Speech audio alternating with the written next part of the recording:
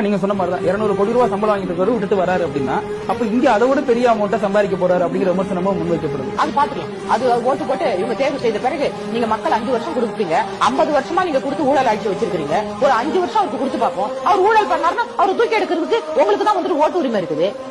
ஒரு நல்லவர் வராருன்னு சொல்லிட்டு அவர் சொல்றாரு. எல்லாருக்குமே இப்படி 50 வருஷமா தேர்தல் அறிக்கை கொடுத்து அந்த தேர்தல் அறிக்கை நிறைவேற்றாத இந்த ஆட்சி திரும்ப திரும்ப வரணும்னு நம்ம போடும்போது யாரோ ஒரு புது மனுஷன் வராரு, அவருக்கு வந்துட்டு நம்ம ஓட்டு போட்டு பார்ப்போம். அவரும் தப்பு பண்ணா தூக்கி எறிஞ்சிடலாமே.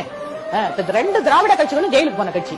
இப்ப இருக்கிற மந்திரியும் வருஷ கணக்கா ஜெயிலுக்கு போறாரு. எது சொத்து வந்துட்டு வருமானத்துக்கு மிஞ்சிய சொத்து சம்பாதிச்சதுல.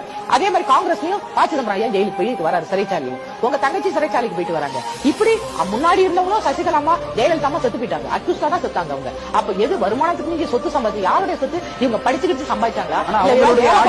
அனிலா இருந்து உதவுனர் தான் விஜய்ங்கிற விமர்சனங்கள் இருக்குல்ல. நான் கூட எந்த கட்சி இருக்கோ